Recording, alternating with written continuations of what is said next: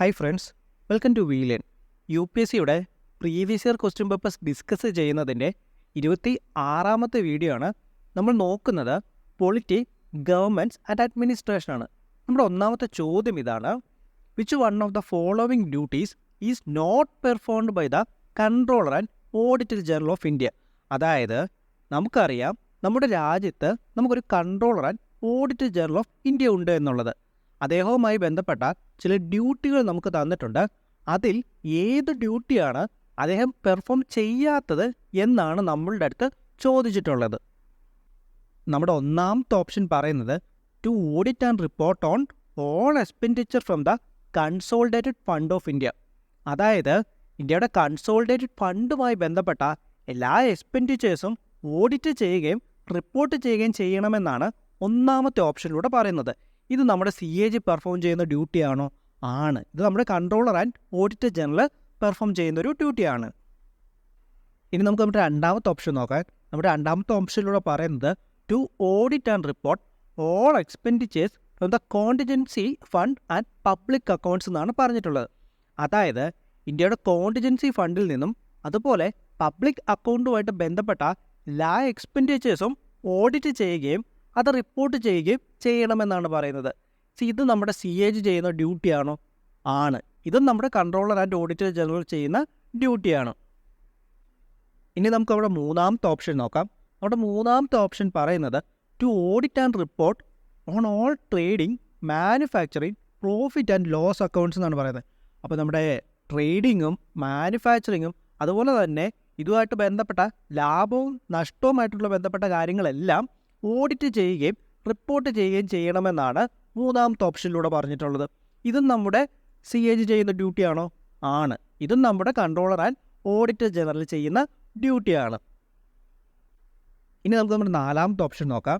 നമ്മുടെ നാലാമത്തെ option to control the receipt and issuing of the public മണിയാണ്. അവിടെ ഒരു കാര്യം നിങ്ങളൊന്ന് മനസ്സിലാക്കിയേ. നമ്മുടെ പബ്ലിക് മണി അത് എങ്ങനെയാണ് വിനിയോഗിക്കുന്നത് എന്ന് ചെക്ക് ചെയ്യുന്നതാണ് CAGയുടെ ഡ്യൂട്ടി. എന്നാൽ പബ്ലിക് മണി അത് കൺട്രോൾ ചെയ്യുന്നതും അത് ഇഷ്യൂ ചെയ്യുന്നതുമെല്ലാം അതാരുടെ ഡ്യൂട്ടിയാണ്? അത് റിസർവ് ബാങ്ക് ഓഫ് ഇന്ത്യയുടെ ഡ്യൂട്ടിയാണ്. അപ്പോൾ അതുകൊണ്ട് തന്നെ നമ്മുടെ ഓപ്ഷൻ ഡി തെറ്റാണ്. പബ്ലിക് മണി കൺട്രോൾ ചെയ്യുകയും ഇഷ്യൂ ചെയ്യുകയും ഒക്കെ ചെയ്യുന്നത് നമ്മുടെ RBI ആണ്, നമ്മുടെ റിസർവ് ബാങ്ക് ഓഫ് ഇന്ത്യ ആണ്. അപ്പോൾ അതുകൊണ്ട് തന്നെ ഓപ്ഷൻ ഡി ആണ് തെറ്റായിട്ടുള്ള ഉത്തരം. അതാണ് നമ്മുടെ CAG പെർഫോം ചെയ്യാത്ത ഡ്യൂട്ടി. ഓക്കെ, ഇനി നമുക്ക് നമ്മുടെ രണ്ടാമത്തെ ചോദ്യം നോക്കാം. നമ്മുടെ രണ്ടാമത്തെ ചോദ്യം ഇതാണ്: in what way does the Indian parliament excise control over the administration എന്നാണ് നമ്മുടെ അടുത്ത് ചോദിച്ചിട്ടുള്ളത്.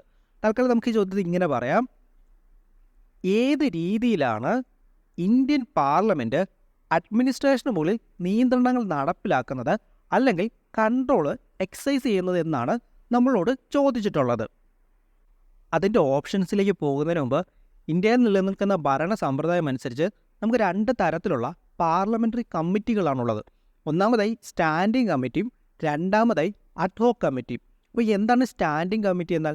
പെർമനൻ്റ് ആയിട്ടുള്ള കമ്മിറ്റികളാണ് സ്റ്റാൻഡിംഗ് കമ്മിറ്റികൾ. നമുക്ക് 6 തരത്തിലുള്ള സ്റ്റാൻഡിംഗ് കമ്മിറ്റികളാണുള്ളത്. ഇതിനൊരു ഉദാഹരണം പറയുകയാണെങ്കിൽ ഫൈനാൻഷ്യൽ കമ്മിറ്റിയൊക്കെ നമുക്ക് സ്റ്റാൻഡിംഗ് കമ്മിറ്റിക്ക് ഒരു ഉദാഹരണമാണ്.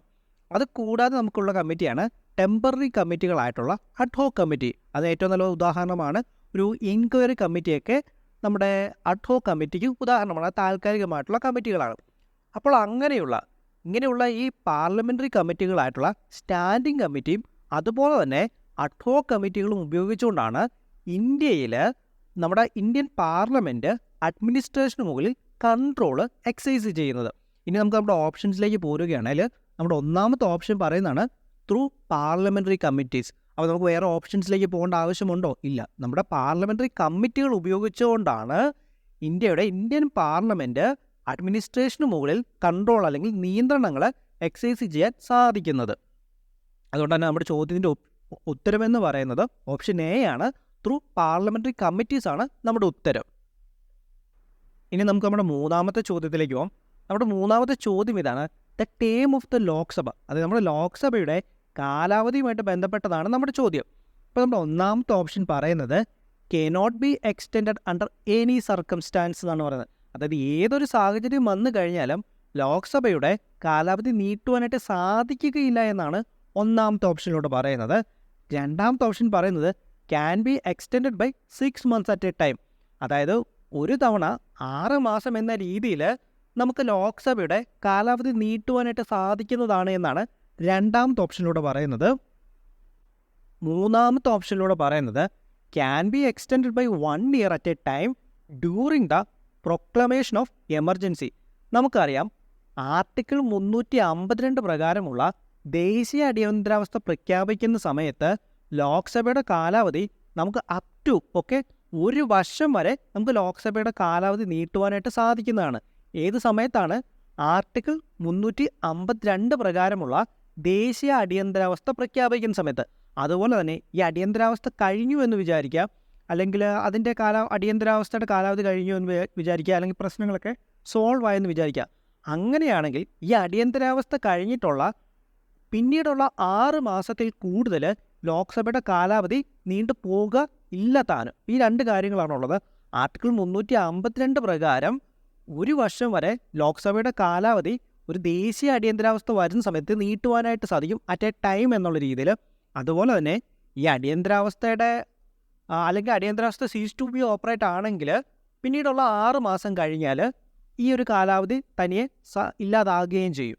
അപ്പോൾ ഈ 2 കാര്യങ്ങളാണുള്ളത്. അപ്പോൾ അതുകൊണ്ട് തന്നെ നമ്മുടെ ചോദ്യത്തിൻ്റെ ഉത്തരം എന്താണ്? ഓപ്ഷൻ സി ആണ്. Can be extend by 1 year at a time during the proclamation of emergency ആണ് നമ്മുടെ ഉത്തരം. ഇനി നമുക്ക് നമ്മുടെ 4ാമത്തെ ചോദ്യത്തിലേക്ക് പോകാം.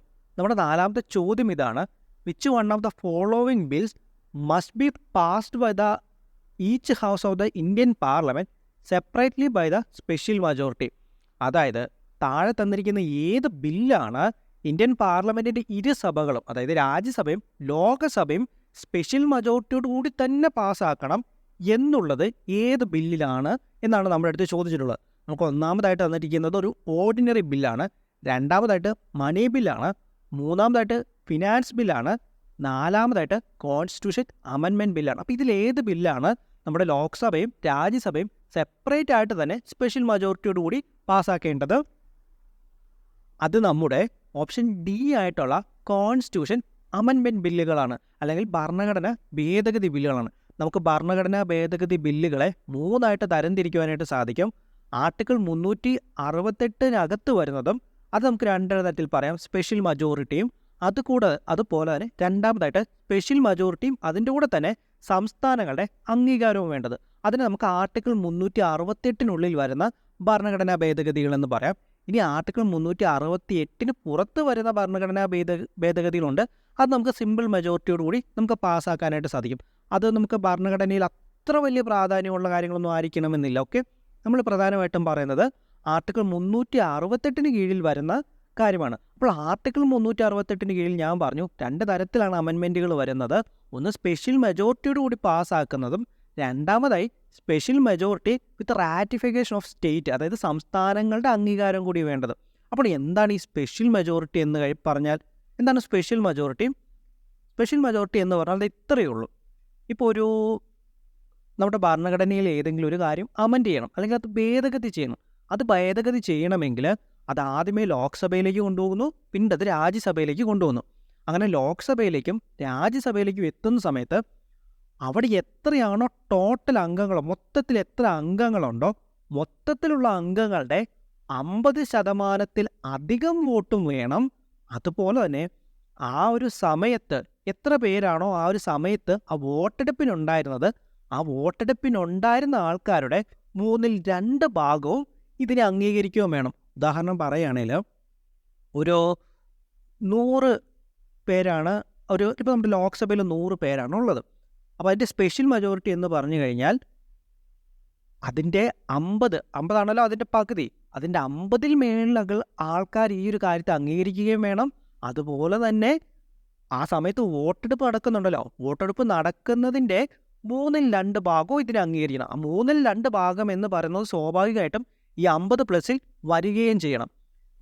അതുപോലെ 50+ വന്നാൽ മാത്രം പോരാ, ഈ 50+ വരിക എന്ന് പറയുന്നത് 2/3 ഭാഗമായിരിക്കുകയും ചെയ്യണം. അപ്പോൾ ഇതിനെയാണ് സ്പെഷ്യൽ മജോറിറ്റി എന്ന് പറയുന്നത്. ഇനി ഇതേപോലെ തന്നെ നമ്മുടെ ഭരണഘടനയിൽ ചില ഭാഗങ്ങളുണ്ട്, അത് അമെൻഡ് ചെയ്യണമെങ്കിൽ നമ്മുടെ ഫെഡറൽ സ്ട്രക്ചറൊക്കെ ആയിട്ട് ബന്ധപ്പെട്ട കാര്യങ്ങളാണെങ്കിൽ ഇത് അമെൻഡ് ചെയ്യണമെങ്കിൽ നമ്മുടെ പകുതി സംസ്ഥാനങ്ങളുടെ അംഗീകാരം കൂടി വേണം. അതാണ് special majority with ratification of the state എന്ന് പറയുന്നത്. അപ്പോൾ ഇന്ത്യൻ ഭരണഘടന പ്രകാരം നമുക്ക് ഏതാണ് ഈ പറയുന്ന പോലെ രണ്ട് സഭകളും ഇരു സഭകളും സെപ്പറേറ്റ് ആയിട്ട് തന്നെ സ്പെഷ്യൽ മജോറിറ്റിയോടുകൂടി പാസ്സാക്കേണ്ടത് അത് ഭരണഘടന ഭേദഗതി ബില്ലുകളാണ്. ഇനി നമുക്ക് നമ്മുടെ അഞ്ചാമത്തെ ചോദ്യത്തിലേക്കോ. നമ്മുടെ അഞ്ചാമത്തെ ചോദ്യം ഇതാണ്: survey of India is under ministry of, അതായത് നമ്മുടെ സർവേ ഓഫ് ഇന്ത്യ ഉണ്ടല്ലോ, അത് ഏത് മന്ത്രാലയത്തിന് കീഴിലാണ്?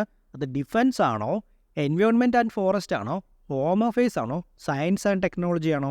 നമ്മുടെ സർവേ ഓഫ് ഇന്ത്യ നമ്മുടെ science and technology, okay, science and technology, department of science and ടെക്നോളജിക്ക് കീഴിലാണ് നമ്മുടെ സർവേ ഓഫ് ഇന്ത്യ വരുന്നത്. അപ്പോൾ അതുകൊണ്ട് തന്നെ നമ്മുടെ ചോദ്യത്തിൻ്റെ ഉത്തരം എന്താണ്? ഓപ്ഷൻ ഡി ആണ്, സയൻസ് ആൻഡ് ടെക്നോളജിയാണ് നമ്മുടെ ഉത്തരം. ഓക്കെ, അപ്പോൾ ഇത്രയുമാണ് നമ്മൾ ഈ ഒരു വീഡിയോയിലൂടെ നോക്കുന്നത്. ഇനി വീഡിയോ കൺക്ലൂഡ് ചെയ്യുന്നതിന് മുമ്പ് നമ്മുടേത് വളരെ ചെറിയൊരു ചാനലാണ്. നിങ്ങളുടെയൊക്കെ സപ്പോർട്ട് ഉണ്ടെങ്കിൽ മാത്രമേ നമുക്ക് മുന്നോട്ട് പോകാനായിട്ട് സാധിക്കുകയുള്ളൂ. അതുകൊണ്ട് തന്നെ ആരെങ്കിലുമൊക്കെ ചാനൽ സബ്സ്ക്രൈബ് ചെയ്തിട്ടില്ലെങ്കിൽ സബ്സ്ക്രൈബ് ചെയ്യണമെന്നും ഫ്രണ്ട്സിന് ഒന്ന് ഷെയർ ചെയ്ത് കൊടുക്കണമെന്നും അതുപോലെ വീഡിയോയിൽ എന്തെങ്കിലുമൊക്കെ ഒരു പോരായ്മകളുണ്ടെങ്കിൽ തീർച്ചയായിട്ടും നിങ്ങൾ എൻ്റെ അടുത്ത് പറയണമെന്നും ഞാൻ നിങ്ങളുടെ അടുത്ത് റിക്വസ്റ്റ് ചെയ്യണം കേട്ടോ. Okay, thank you.